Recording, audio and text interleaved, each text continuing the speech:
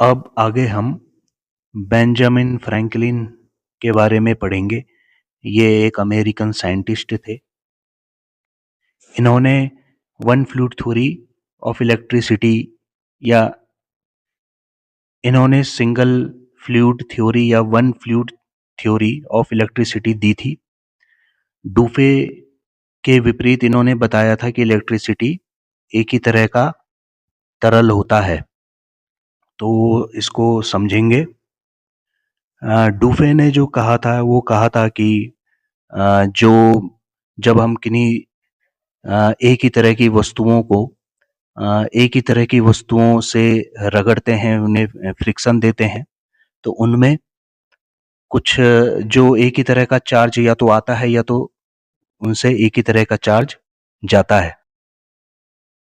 तो जिसके कारण वो जो होते हैं एक दूसरे को प्रतिकर्षित करते हैं। जैसे ये दो रिफिल हैं, दोनों एक ही तरह के मटेरियल यानी कि प्लास्टिक्स से बनी हुई हैं, और इनको जब एक कपड़े से हम रगड़ते हैं तो इनमें से कुछ चार्ज या तो कपड़े में चला गया होगा या फिर कपड़े से आया होगा। एक ही जैसा चार्ज होने के कारण ये एक दूसरे को क्या करते हैं, प्रतिकर्षित करते हैं।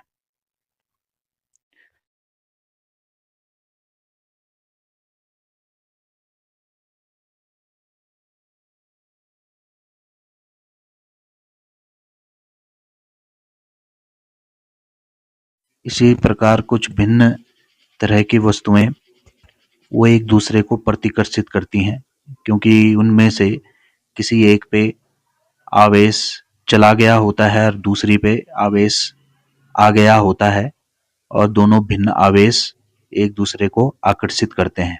अब यहाँ पे जैसे कि फीता और कागज दो अलग अलग वस्तुएं हैं। फीते को फ्रिक्शन से चार्ज किया है और ये न्यूट्रल कागजों को अपनी तरफ खींच रहा है। अब यहाँ पे कागज न्यूट्रल है, लेकिन फिर भी फीता है वो इन टुकड़ों को खींच पा रहा है, क्योंकि कोई भी चार्ज सिर्फ विपरीत चार्ज को ही नहीं बल्कि न्यूट्रल वस्तु को भी अपनी तरफ खींचता है। ये पहले ही बताया जा चुका है। फीते और कागज के टुकड़ों के एक बार आपस में मिलने पर दोनों विपरीत चार्ज एक दूसरे को न्यूट्रल कर देते हैं, यानी कि अब तब इनमें आकर्षण नहीं होता। कभी कभी प्रतिकर्षण भी होता है, क्योंकि स्केल से विपरीत आवेश कागज के टुकड़े ज्यादा ले लेते हैं, तो फिर इन दोनों के बीच में फिर प्रतिकर्षण भी होता है। तो अब फ्रैंकलिन ने क्या कहा था उसे समझते हैं। फ्रैंकलिन ने बिजली को एक ही तरह का तरल पदार्थ माना था, जिसे उन्होंने इलेक्ट्रिक फायर या इलेक्ट्रिक फ्लूइड कहा था। उन्होंने कहा था कि अलग अलग नहीं होते हैं, एक ही तरह का फ्लूइड होता है। हर चीज में यह फ्लूइड सामान्य मात्रा में मौजूद होता है और ये उस समय न्यूट्रल अवस्था में होता है। सभी पदार्थों में ये होता है, ये कहा था उन्होंने। अब फ्लूइड अगर किसी वस्तु में अगर ज्यादा हो जाए, यानी कि फ्रिक्शन से अगर हम किसी वस्तु को आवेशित कर रहे हैं, जिसमें ये फ्लूइड ज्यादा हो जाता था, उसे उसको हम कह देते कि इस पे पॉजिटिव चार्ज आ गया है।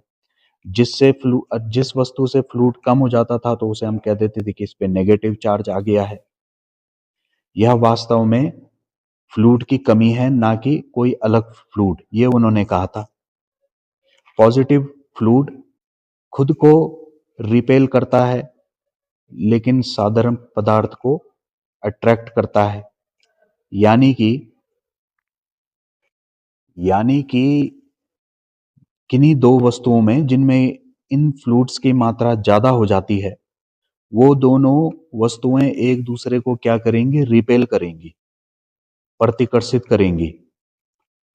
और इसी तरह से जिन दो वस्तुओं में इन फ्लूइड्स की मात्रा कम हो जाती है तो वो दोनों भी एक दूसरे को प्रतिकर्षित करेंगी। और अगर किसी वस्तु में एक वस्तु में फ्लूइड की मात्रा ज़्यादा है और दूसरी वस्तु में फ्लूइड की मात्रा कम है तो ये एक दूसरे को आकर्षित करेंगी। या फिर किसी वस्तु में फ्लूइड की मात्रा ज़्यादा है या कम है तो वो दूसरी किसी अनावेशित यानी कि जो न्यूट्रल है उस वस्तु को वो फिर आकर्षित करती हैं। ये उन्होंने कहा था।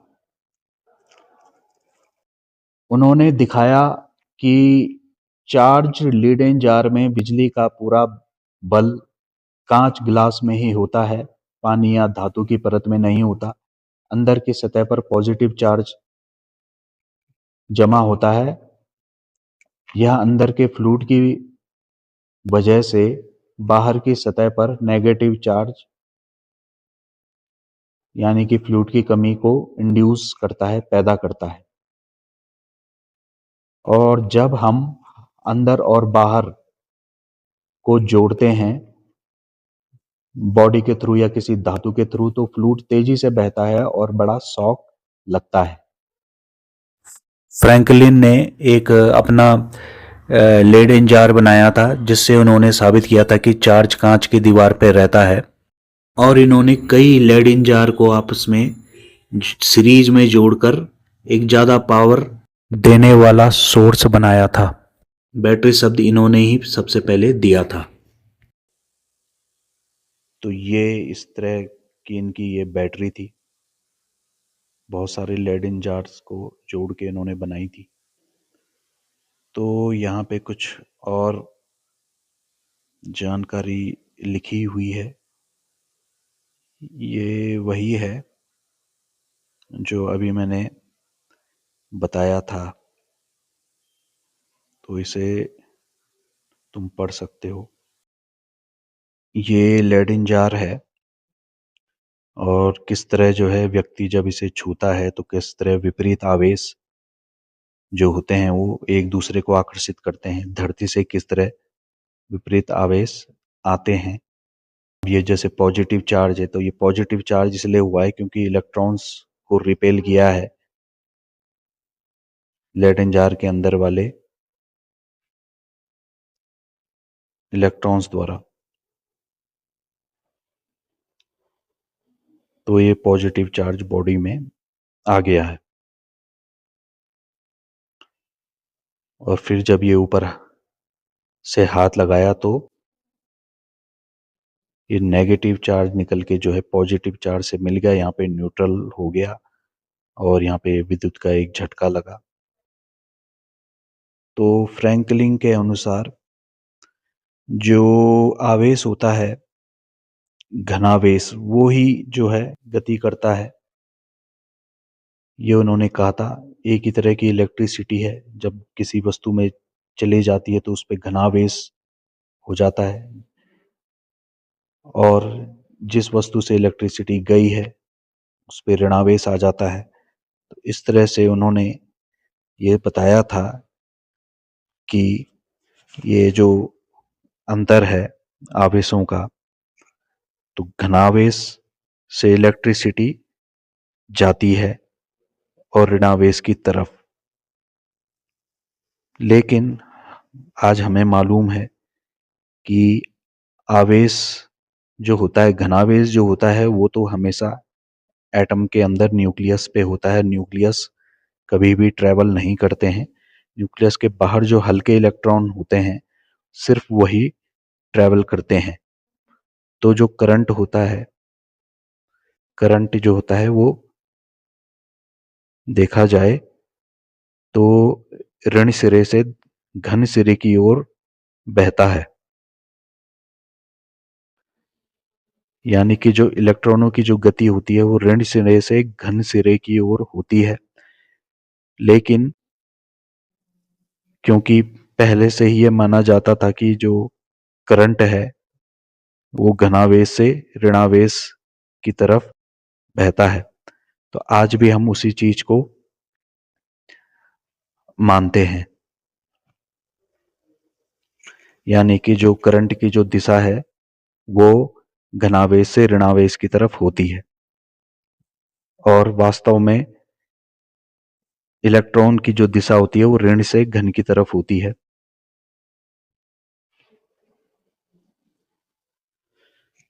तो इस तरह जो है फ्रैंकलिन ने केवल बिजली की खोज नहीं की बल्कि उसे समझने का तरीका भी बदल दिया।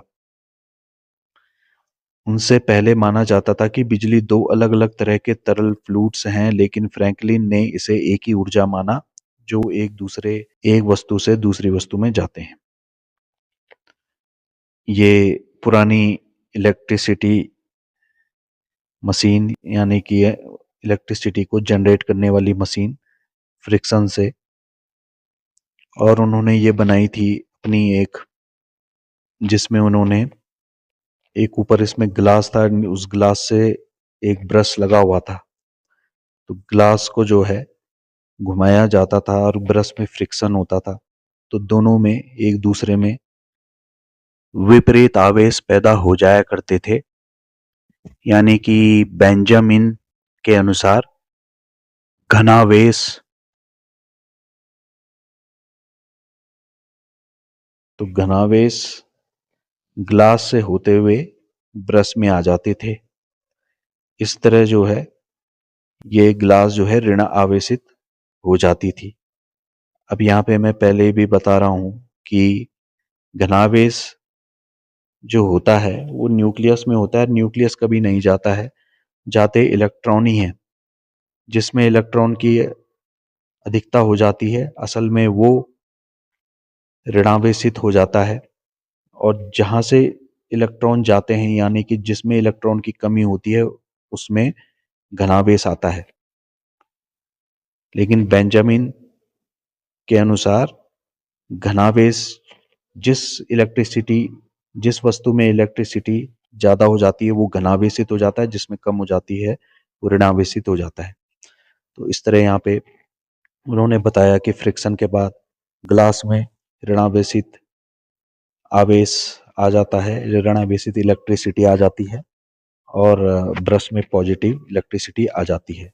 अब यहाँ पे दो लोग खड़े हो रखे हैं, दोनों में जो है पॉजिटिव नेगेटिव चार्ज हैं, यानी कि दोनों ही ये न्यूट्रल हैं।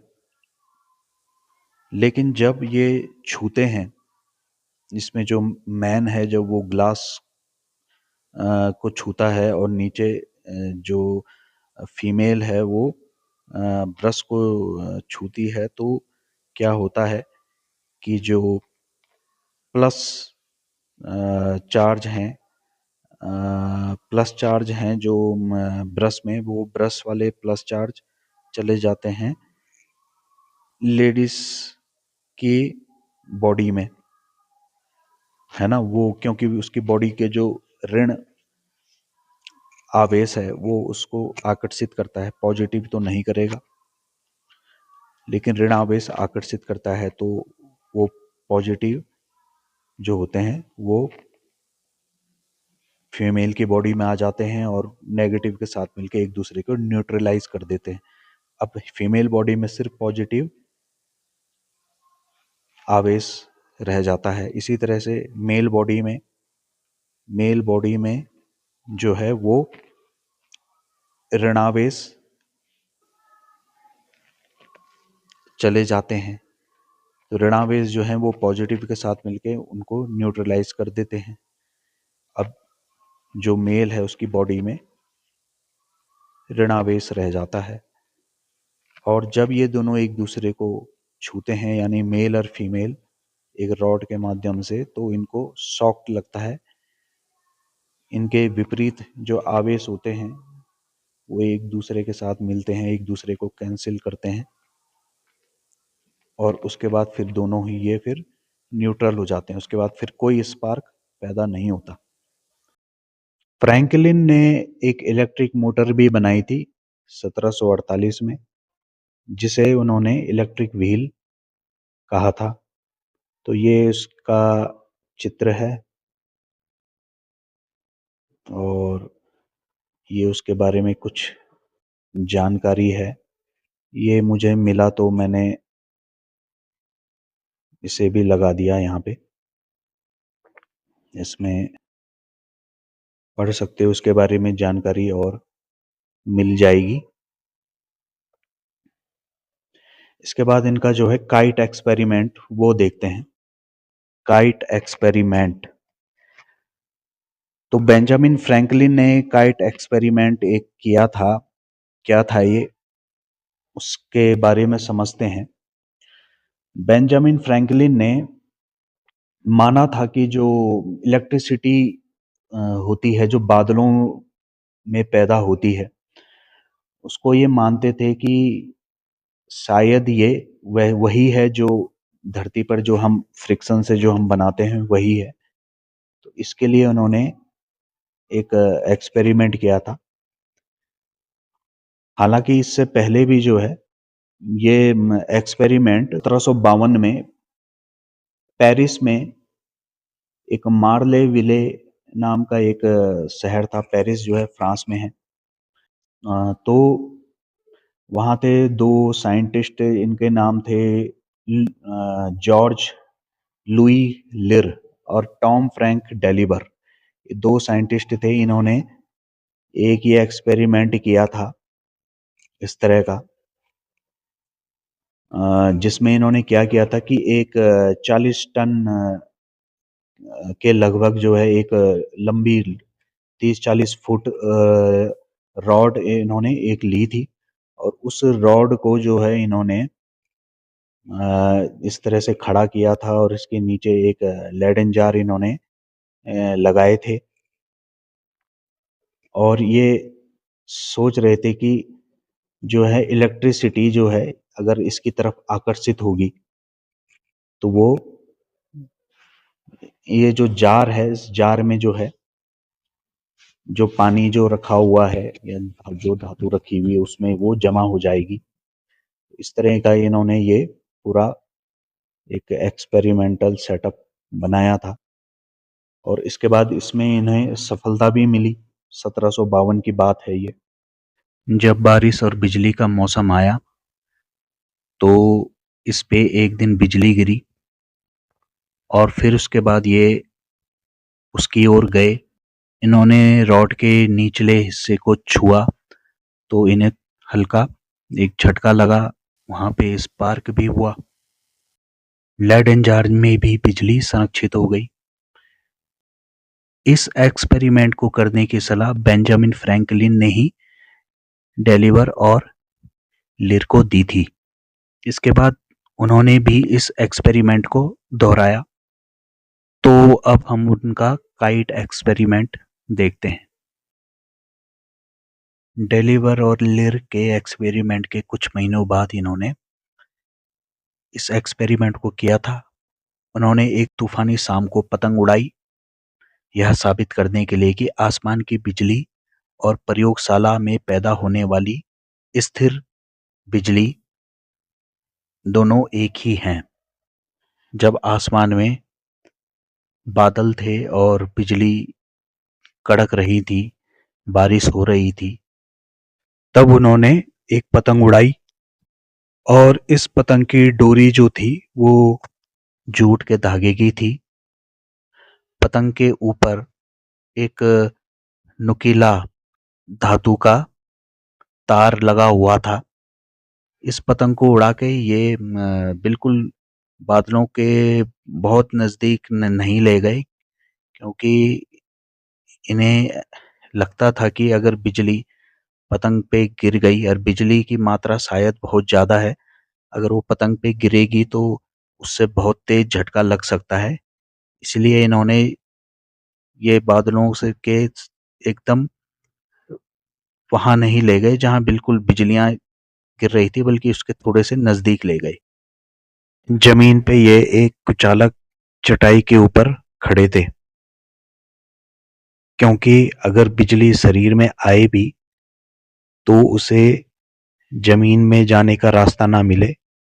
जमीन में जाने का रास्ता मिलेगी तो वो कंटिन्यूस बहेगी, और उससे बॉडी में इलेक्ट्रिक शॉक लगेगा। जहाँ पे डोरी इन्होंने पकड़ी हुई थी उससे थोड़ा सा आगे पे एक मेटल की चाबी लगी हुई थी और इस चाबी से एक धातु की तार निकली हुई थी जो एक लेडन जार से अटैच हो रखी थी। डोरी के जिस हिस्से को उन्होंने हाथ से थामा हुआ था वो हिस्सा जूट का ना होके रेशम का था। रेशम बिजली का कुचालक होता है, यानी एक इंसुलेटर। और क्योंकि ये एक छत के नीचे खड़े थे, अस्थाई शेड या छज्जे के नीचे, तो इसलिए जो है बारिश इनके ऊपर नहीं गिर रही थी और रेशम का धागा भी सूख रखा था। सेफ्टी के लिए इन्होंने ऐसा किया था। इसके बाद जब पतंग बादलों के नजदीक पहुंची तो इनको मालूम था कि कहीं बिजली जो होती है वो आवेश के कारण धनात्मक और ऋणात्मक आवेश वहां पे होते हैं, तो जहां पे बादलों में आवेश होगा वहां पे ये आवेश को पतंग जो है वो इकट्ठा करेगी, घनावेश को पतंग इकट्ठा करेगी। और क्योंकि बारिश है तो बारिश में डोरी भीग जाएगी और भीग जाएगी तो ये कंडक्टिव हो जाएगी इलेक्ट्रिसिटी के लिए। क्योंकि ये भी उस समय तक पता था सबको कि जो गीली वस्तुएं होती हैं, अगर कोई कुचालक भी है और वो अगर गीला है तो उसमें विद्युत आसानी से बहती है। उसके बाद बादलों में चमक पैदा हुई और फ्रैंकलिन ने देखा कि जूट की रस्सी के रेसे खड़े हो गए हैं आवेश के कारण।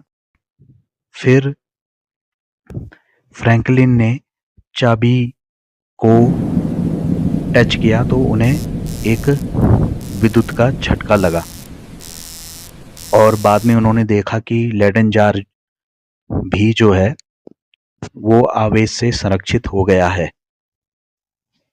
तो इस तरह सिद्ध हुआ कि जो धरती पर जो बिजली वैज्ञानिक लोग बनाते थे और जो आसमानी बिजली है वो दोनों एक ही हैं।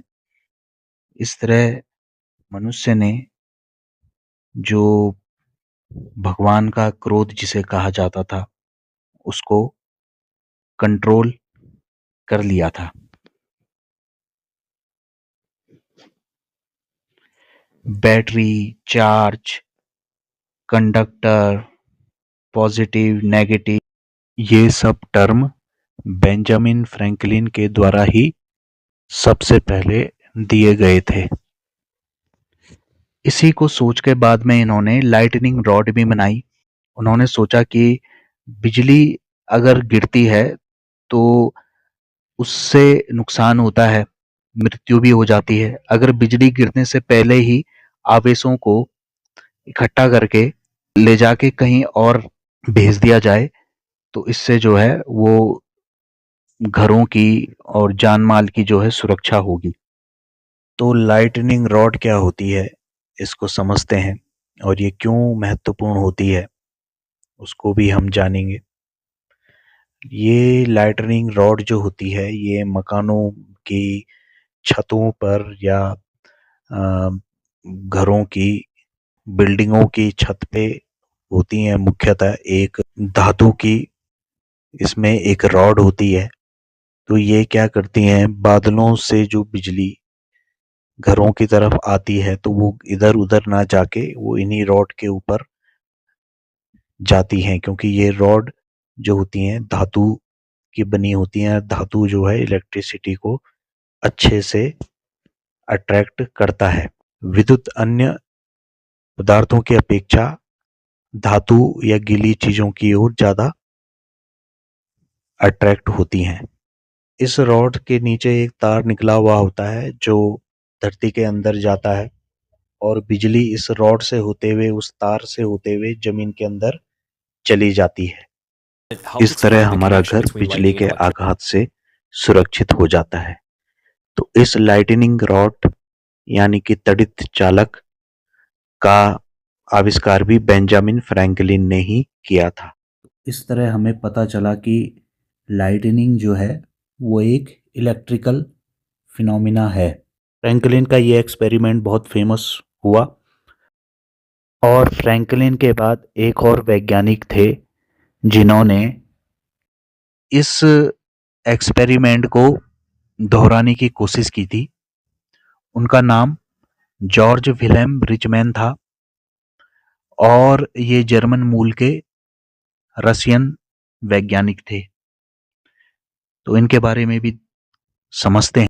तो रिचमैन ने ये 6 अगस्त 1753 को सेंट पीटर्सबर्ग में एक एक्सपेरिमेंट किया था। इन्होंने ये एक्सपेरिमेंट बादलों की बिजली को मापने की कोशिश करने के लिए किया था। लेकिन इन्होंने जो लोहे की छड़ इस्तेमाल की थी अपने एक्सपेरिमेंट में, उसे अर्थिंग नहीं किया था, यानी कि था धरती की तरफ, उसको इन्होंने धरती से नहीं जोड़ा था, क्योंकि धरती में दोनों तरह के चार्ज होते हैं, प्लस चार्ज माइनस चार्ज। तो कोई भी जो चार्ज होता है धरती उसे सोख लेती है। चार्जेस जो होते हैं, आवेश होते हैं, चाहे ऋणात्मक है धनात्मक है, अतिरिक्त जो चार्ज होता है वो धरती की तरफ जाता है।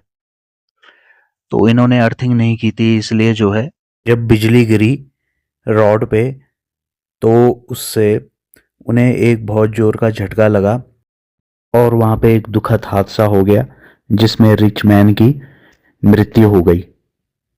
इससे पता चला कि बिजली जो होती है वो कितनी खतरनाक हो सकती है अगर उसका सही से ढंग से सावधानी पूर्वक उपयोग ना किया जाए। फ्रैंकलिन जो थे वो पहले से ही दूरदर्शी थे, इसलिए वो बच गए।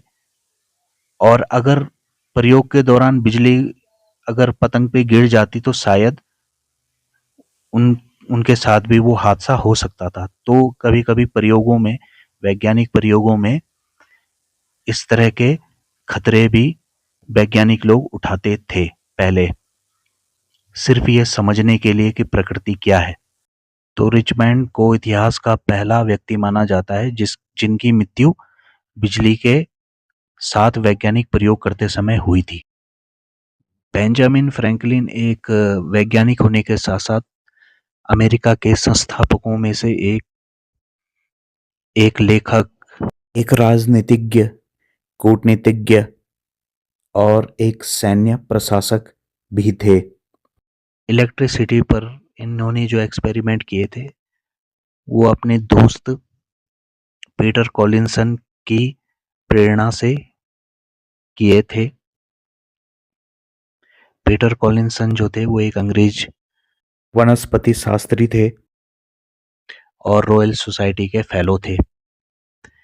तो ये पत्र लिखते रहते थे बेंजामिन फ्रैंकलिन को, जो भी आविष्कार या साइंटिफिक जो एक्सपेरिमेंट जो होते थे उनके बारे में ये उन्हें पत्र लिखते रहते थे।